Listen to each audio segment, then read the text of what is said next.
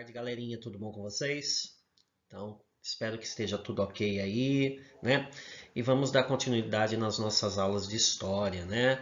Pessoalzinho, trabalhei com vocês durante esse primeiro bimestre a Primeira Guerra Mundial e depois, durante esse tempo de quarentena, eu mandei para vocês nessas aulas também um pouquinho sobre teoria política, né? Por que eu dei essa matéria para vocês? Porque a partir de agora a gente vai entrar num período chamado, nós vamos começar a estudar a Revolução Russa. Então, para estudar a Revolução Russa, eu tenho que saber um pouquinho sobre o que é o socialismo, né? Que o socialismo lá que Marx pregava, tá bom?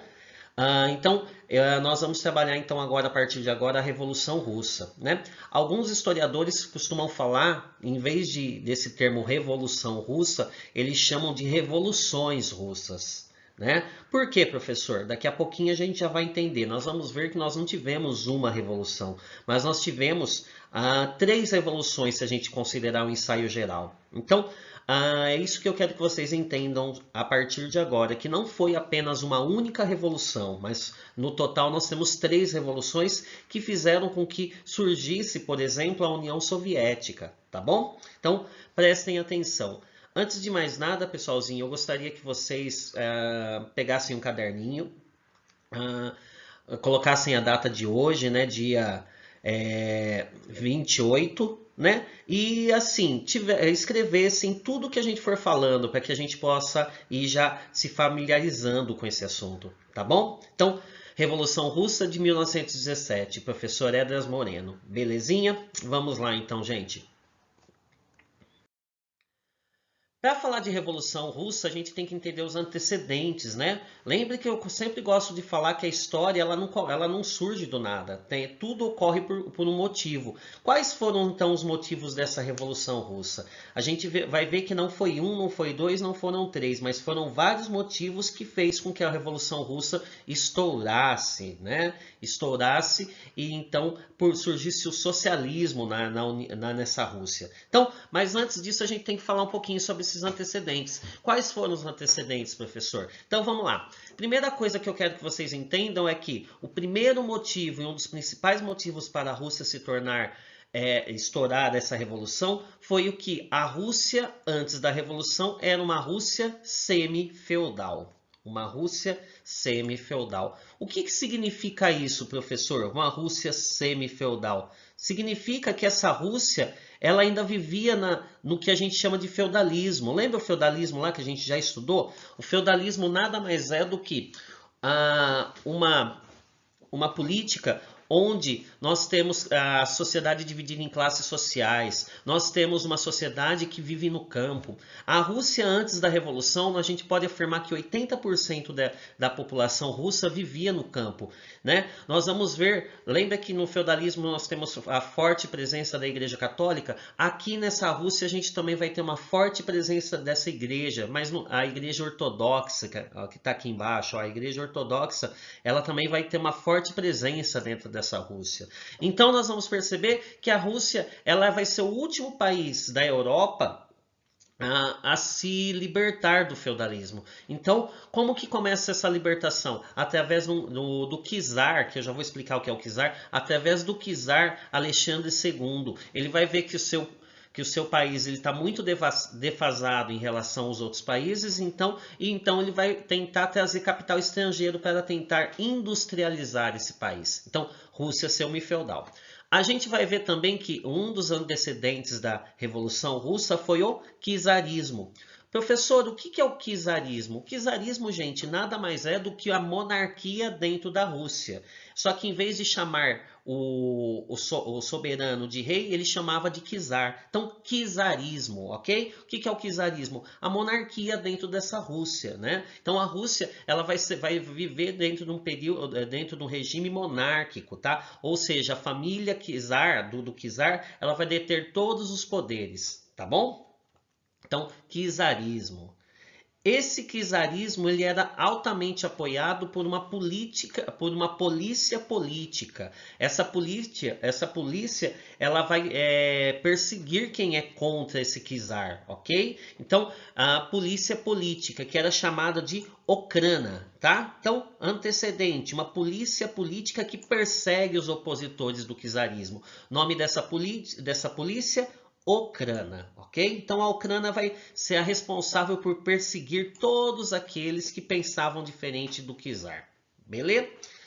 Como a gente já estudou, lembra que eu já falei um pouquinho para vocês desse outro motivo aqui, guerra russo-japonesa. Nós vamos perceber que a Rússia vai se meter numa guerra que não tinha nem por que se meter. E ela vai acabar perdendo essa guerra. Essa guerra vai fazer com que a população fique cada vez mais revoltada contra as políticas que estão sendo feitas pelo czar, né? Essa guerra russo-japonesa, o principal objetivo da Rússia era tentar conquistar um território chamado Manchúria, né?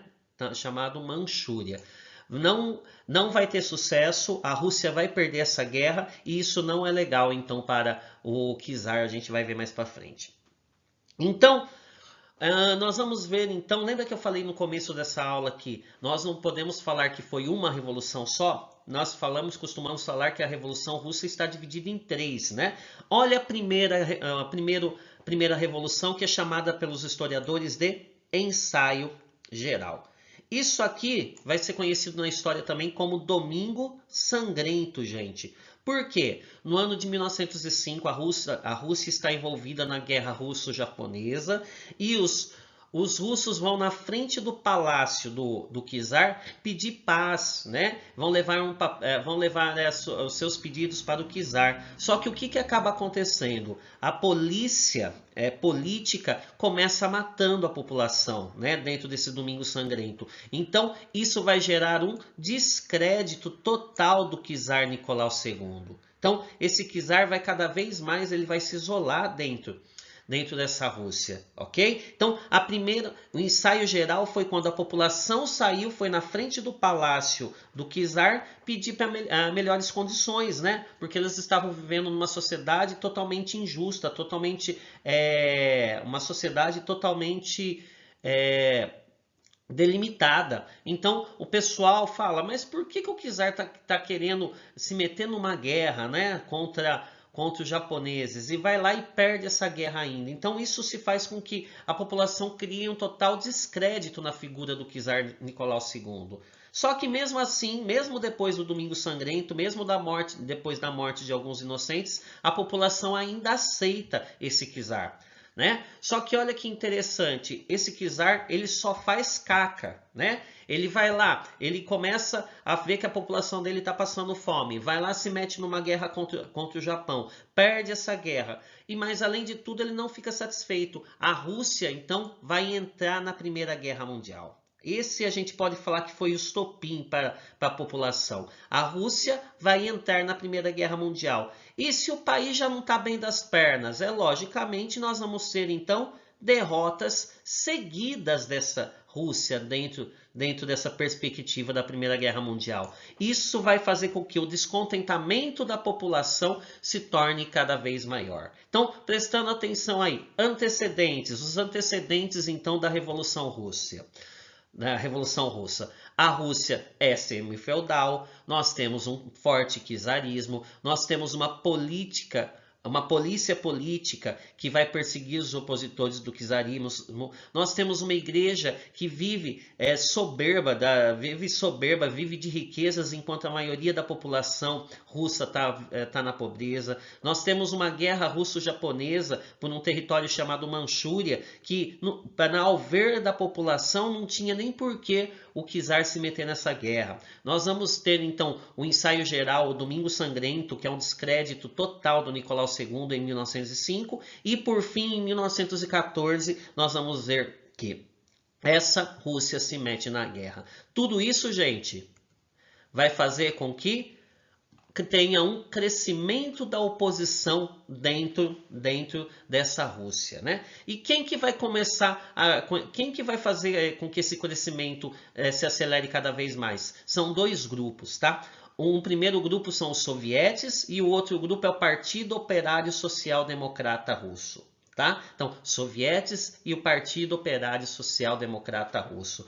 Então, vai crescer uma oposição a tal ponto que as pessoas vão pegar em armas para sair e vão começar a estourar a revolução, ok? Quem são os sovietes, professor? Os sovietes nada mais são do que conselhos formados por trabalhadores. Ó, conselhos operados ou corpos deliberativos compostos de operários ou membros da classe trabalhadora, que regulam a organização da produção material de um determinado território ou mesmo da indústria. Esse termo é comumente usado para descrever trabalhadores governando a si mesmos, sem patrões e regime de autogestão. Lembra lá que eu falei que essa Rússia, a Rússia semifeudal, antes do czar Nicolau II, nós tivemos dois czares que fizeram a movimentação para essa revolução. É Alexandre II e Alexandre III. Alexandre II vai olhar para a Rússia e vai falar: nossa, eu estou vivendo praticamente no feudalismo. Ele vai tentar atrair para a Rússia investimento estrangeiro e vai começar a modernizar essa Rússia com as indústrias. A partir do momento que eu tenho, então, a chegada de indústrias, eu vou começar a ter o desenvolvimento operário dentro dessa Rússia. Esse desenvolvimento operário vai fazer com que surja essa figura aqui dos sovietes. Os sovietes surgem a partir do momento que a Rússia começa a se industrializar. Então, sovietes são trabalhadores, são operários que se juntam para tentar fazer com que a Rússia se desenvolva nesse primeiro momento. E depois, durante a Revolução, vai ser aquelas pessoas que vão sair para a rua para brigar contra quem está no poder. Então, lembra que eu falei que nós temos que saber 3 czares foram responsáveis por essa revolução. Alexandre II, e Alexandre II acaba sendo morto, né? Quem vai assumir seu lugar? Alexandre III. Esse Alexandre III vai tentar também fazer algumas reformas políticas dentro dessa Rússia e vai gerar também o descontentamento, né?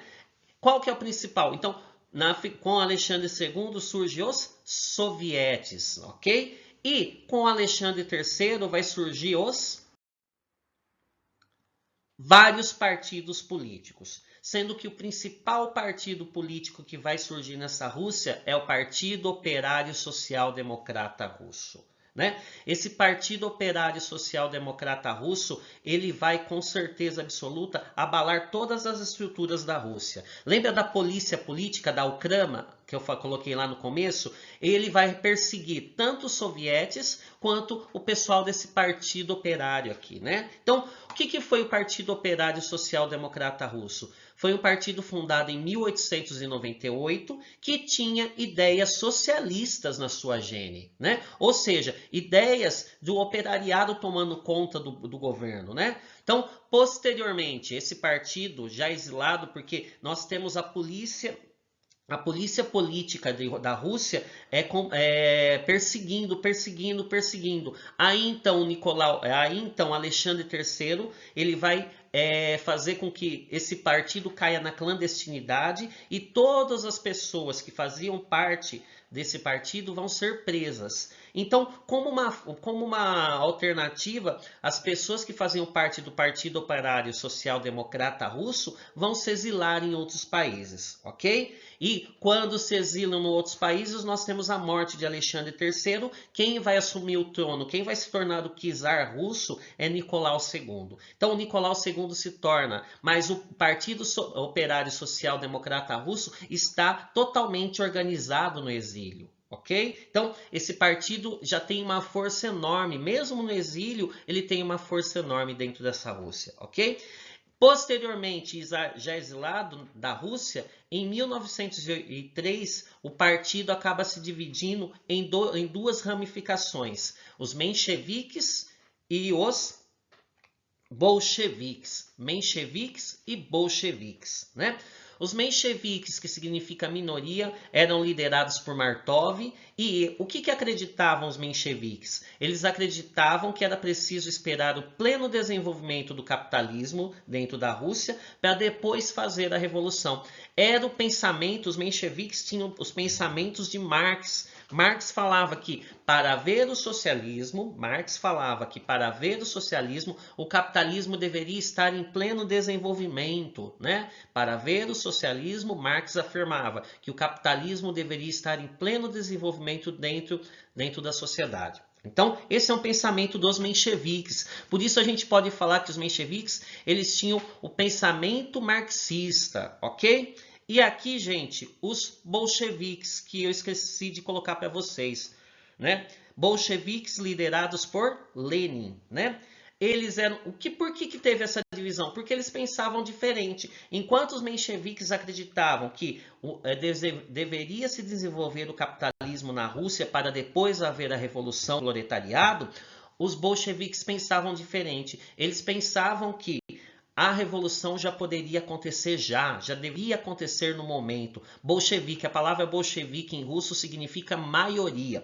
Então, o que acreditavam os bolcheviques? Que a partir do momento, a partir do já, né, poderia começar essa revolução. A revolução, então, poderia começar no já. Então, defendiam que os trabalhadores somente chegariam ao poder pela luta revolucionária, pregando a formação da ditadura do proletariado, na qual estivesse representado também a classe camponesa. Então, a principal diferença entre bolchevique e menchevique. Os mencheviques, que eram minoria, acreditavam que primeiro a Rússia deveria se solidificar no capitalismo para depois haver a revolução, né? Diferentemente dos bolcheviques. Os bolcheviques acreditavam que a revolução deveria acontecer no já. As pessoas deveriam ir lá tomar o poder através de uma ação revolucionária e, a partir dessa revolução, instaurar a ditadura do proletariado. Por isso que é chamado, o pensamento da revolução dos bolcheviques é chamado de marxismo-lenista, ok? Por quê? Marx falava que a revolução tinha que esperar o capitalismo se solidificar. E Lenin já foi ao contrário. Ele falava que a revolução deveria acontecer no já, no agora. Tá bom? Entendido isso, então? Belezinha? Vamos para frente, próximo slide. Então, gente, aqui eu tenho a figura de Martov, esse bonitão aqui, né? Que é do líder dos mencheviques, né? Então, Martov, Julius Martov, líder dos mencheviques. O próximo slide eu vou mostrar para vocês, então, a figura de Lenin, né? Lenin, então, esse homem aqui, ó, bonitão também, Vladimir Ilyich Ulyanov, mais conhecido por seu pseudônimo, né? Lenin. Foi o líder dos bolcheviques. Então, só para vocês saberem, né, olharem um pouquinho para a foto deles e perceberem de quem foram esses dois homens. Interessante também eu falar agora que hoje, se você quiser ver Lenin, você pode ver. Você vai lá na Rússia hoje, lá no Palácio da Rússia, do governo, e o corpo de Lenin está lá exposto até hoje, tá, gente? Nós vamos ver que Lenin morreu em 1924 e houve, depois da morte dele, o corpo dele continua embalsamado para visitação. Então, se você for para a Rússia algum dia, não esqueça de visitar lá o mausoléu de Lenin, para conhecer o corpo de Lenin. Lenin está lá até hoje, como líder da Revolução. Beleza?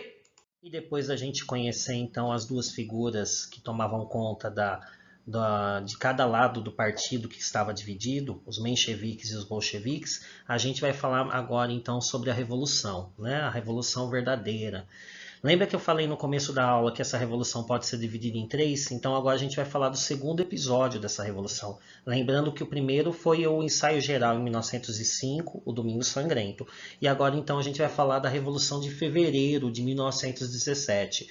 Pensem bem, o czar cada vez mais estava ameaçando a população. E o estopim foi quando a Rússia entra na Primeira Guerra Mundial. E dentro dessa Primeira Guerra Mundial ela começa a ter perdas consideráveis, né? Tanto de vida humana quanto de armamento. Ou seja, gasto um dinheiro que a Rússia não tem para se manter nessa guerra. Então a população vai falar chega. E quando a população fala chega, nós temos então início a Revolução de 17, de fevereiro de 17.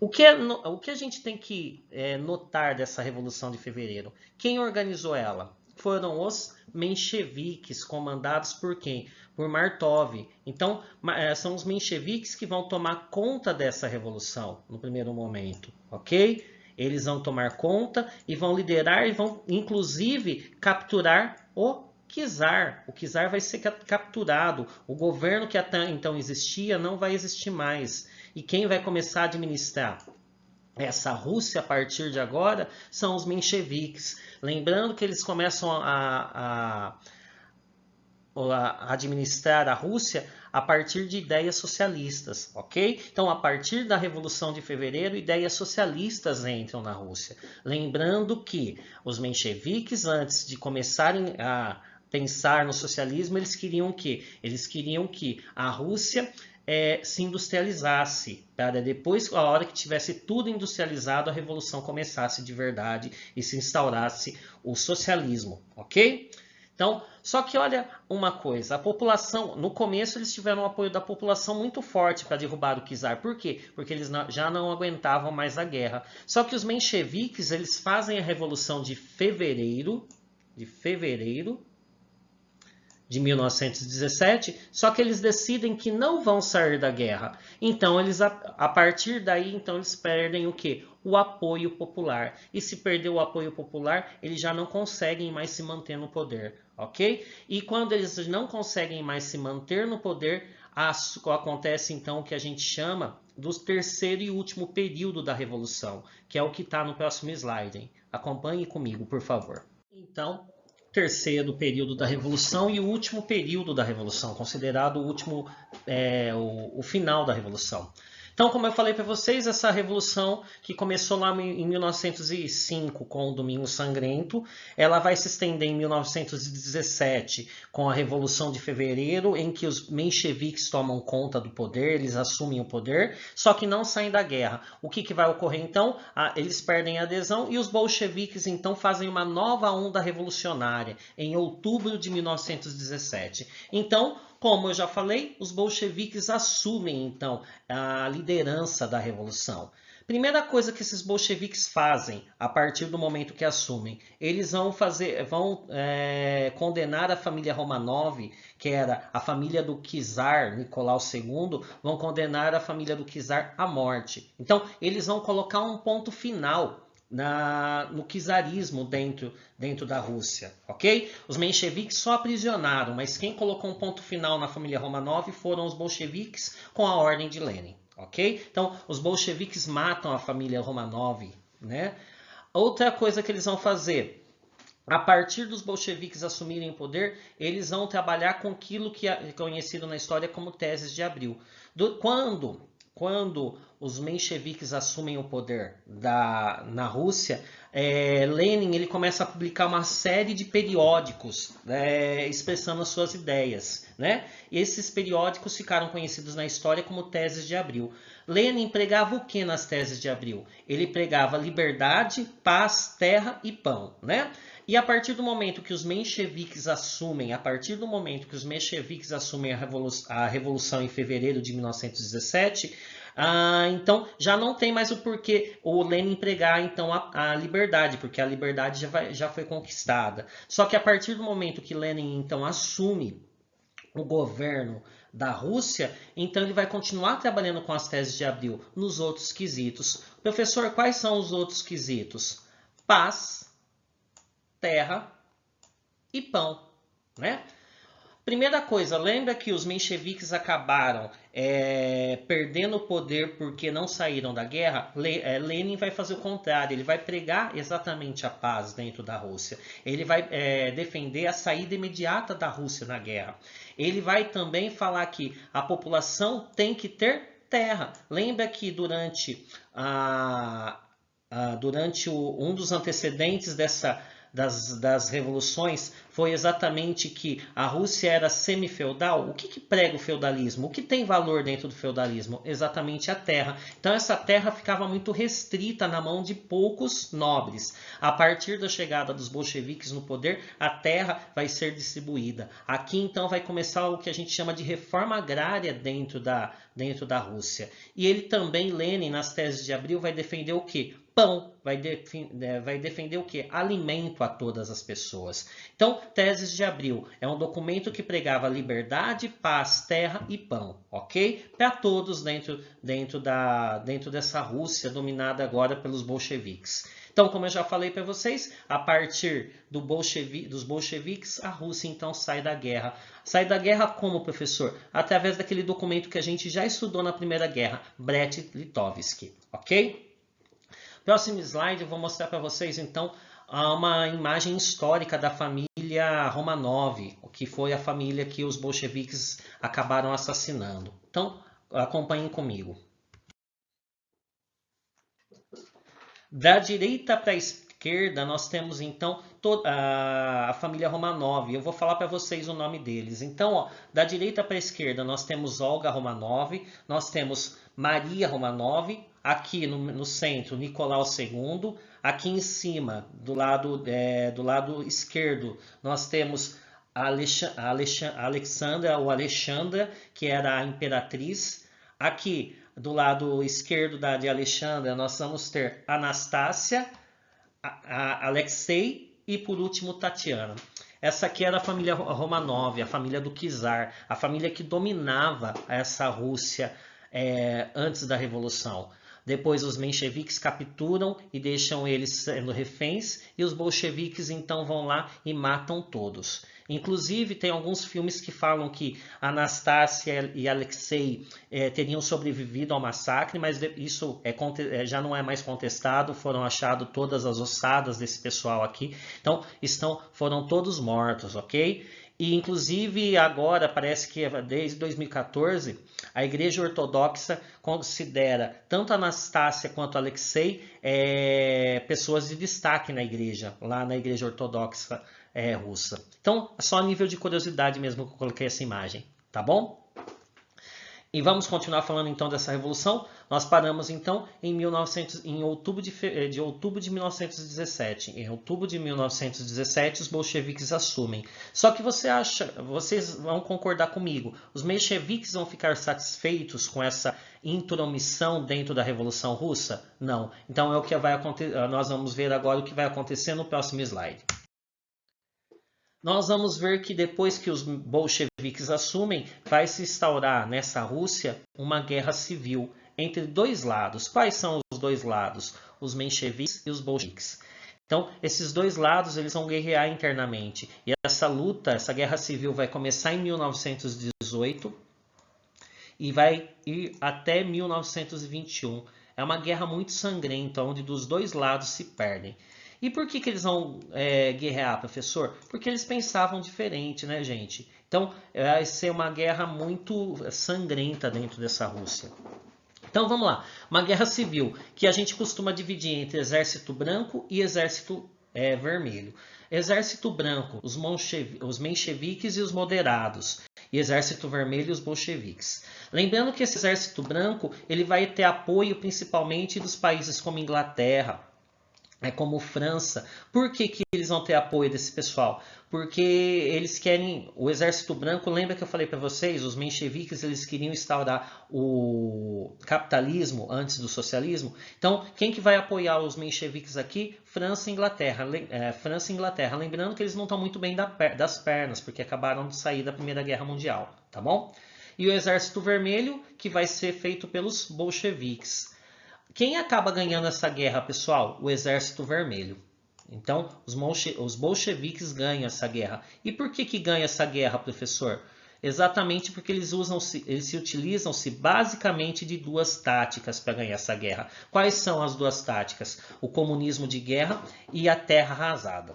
Comunismo de guerra é que o pessoal do exército confiscava toda a produção e distribuía para os aliados. Então, se você está do lado do Exército Vermelho, tudo que o Exército Vermelho tem vai ser dividido, ok? Então, isso vai fazer com que a maioria da população dessa Rússia se alie a esse exército porque eles querem comer, eles querem se alimentar, tá bom? Então, comunismo de guerra, vai ser tudo dividido. Então, é confiscado tudo e tudo que é dividido para quem faz parte do grupo. E outra tática, a tática da terra arrasada. 3 vezes na história, os russos se usaram da tática da guerra arrasada. Primeira vez foi lá com Napoleão Bonaparte. Segunda vez aqui na Guerra Civil. E a última vez até agora foi na Segunda Guerra Mundial. Que consistia a tática da terra arrasada? Toda vez que os inimigos estavam chegando, a população ia embora, só que antes de ir embora destruía tudo. Destruía tudo que tinha lá para que o inimigo não se utilizasse. Então, isso é uma tática utilizada muito na Rússia, tá bom? E como eu falei para vocês, quem ganha essa guerra são os bolcheviques, representados principalmente pela figura de Lenin, ok? Aqui nós vamos ver que dentro desse exército vermelho vai ter um homem que se sobressai sobre os demais. O nome dele é Leon Trotsky, ok? Então vamos para o próximo slide. Governo de Lenin. Então a figurinha do Lenin aí que eu já tinha mostrado para vocês, depois do final da Guerra Civil, Lenin então vai governar essa Rússia. E como que ele vai governar? Através da NEP, que é a nova política econômica. Então, NEP, nova política econômica. Ele vai usar aqui nessa nova política econômica, lembrando que essa Rússia, ela está totalmente destruída por causa da guerra e ela também não está totalmente industrializada. Então, na nova política econômica, Lenin vai se utilizar de artifícios capitalistas para angariar fundos e fazer com que a população trabalhe. Então, ele vai, nesse primeiro momento aqui, com a nova política econômica, vai se introduzir de política capitalista para que a Rússia cresça nesse primeiro momento, ok? A segunda coisa que Lenin vai fazer, já no ano de 1923, né, ele vai criar a União das Repúblicas Socialistas Soviéticas. O que é essa União das Repúblicas Socialistas Soviéticas? Lembra que na Primeira Guerra a gente estudou o pan-eslavismo? A criação da União Soviética, então, nada mais vai ser do que a consolidação dessa política pan-eslavista, sendo que a Alemanha se torna a grande mãe de todos os povos eslavos. Então, vai se constituir a partir da criação da União Soviética, vários estados se tornarem socialistas, pregando o eslavismo, ok? Então, belezinha? Só que Lenin acaba morrendo no ano de 1924. Dizem que ele vai ter vários derrames e ele vai acabar ficando inválido por um tempo na cama e nesse momento então se surge um problema, que é o quê? A crise sucessória, né? Então nós vamos ver que depois da morte de Lenin vai ter uma disputa entre Trotsky e Stalin dentro dessa União Soviética. Então acompanhe comigo no próximo slide. Morte de Lenin vai gerar uma crise sucessória, disputa entre Trotsky e Stalin, né?